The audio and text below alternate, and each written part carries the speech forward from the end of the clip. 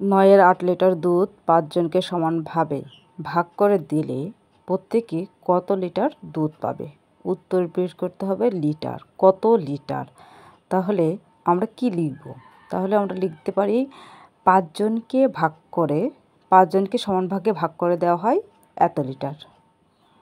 5 জনকে দেওয়া হয় কি দেওয়া হয়? দুধ দেওয়া হয়। 5 জনকে দেওয়া হয় 5 জনকে দুধ দেওয়া হয়। এইটা লিখলে বেশি ভালো হতো, তাই না? তাহলে 5 জনকে দেওয়া হয় এত লিটার, অতএব একজনকে দেওয়া হয়। তাহলে প্রত্যেককে কত লিটার করে? তাহলে একজনকে কত লিটার করে দেওয়া হয় সেটা বের করতে বলেছে। তাহলে কী করতে হবে? ভাগ করে দিতে হবে। ভাগের ক্ষেত্রে কি করতে হয়? গুণ দিয়ে উপরে উল্টে দিতে হয়। এখানে তো একটি সংখ্যা, আমরা কীভাবে উল্টে দেব?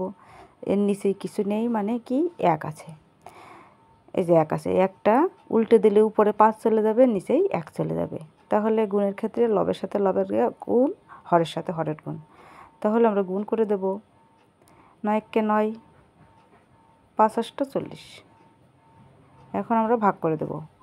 9 দিয়ে 40কে ভাগ করলে হয় 4 নং 36। তাহলে বিয়োগ করলে আমরা 4 পাচ্ছি। 4 পূর্ণ 9-এর 4। প্রত্যেকে দুধ পায় 4 পূর্ণ 9-এর 4 লিটার করে। এখন আমরা আরেকটা অঙ্কের সমাধান করব। 5-এর 3 বর্গমিটার ক্ষেত্রফল এর জন্য 2 ডেসিলিটার রং লাগে। 1 ডেসিলিটার রং দ্বারা কত মিটার ক্ষেত্রফল রং করা যায়? তাহলে এটা হচ্ছে, আমরা একটু ঘুরিয়ে লিখতে হবে। 2 ডেসিলিটার রং করতে 2 ডেসিলিটার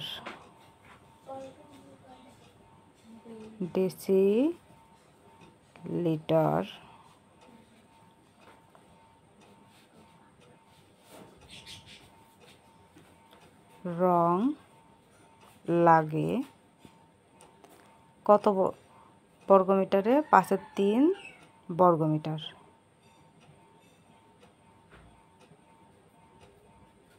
তাহলে 1 ডেসিলিটার রং লাগে, এটাও কী করতে হবে? ভাগ করে দিতে হবে। 5-এর 3 ভাগ 2।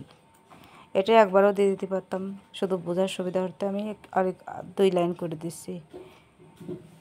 5, তাহলে উপরে হবে 3 গুণ 5। তাহলে উল্টে দিলে 2 হচ্ছে, উপরে যাচ্ছে, তাহলে 3 গুণ 5। তাহলে উপরে হচ্ছে কত? 3 × 2 = 6। তাহলে আমরা ভাগ করে দেব। 5 × 1 = 5, বিয়োগ করলে 1 পাচ্ছি। 1 পূর্ণ 5-এর 1 মিটার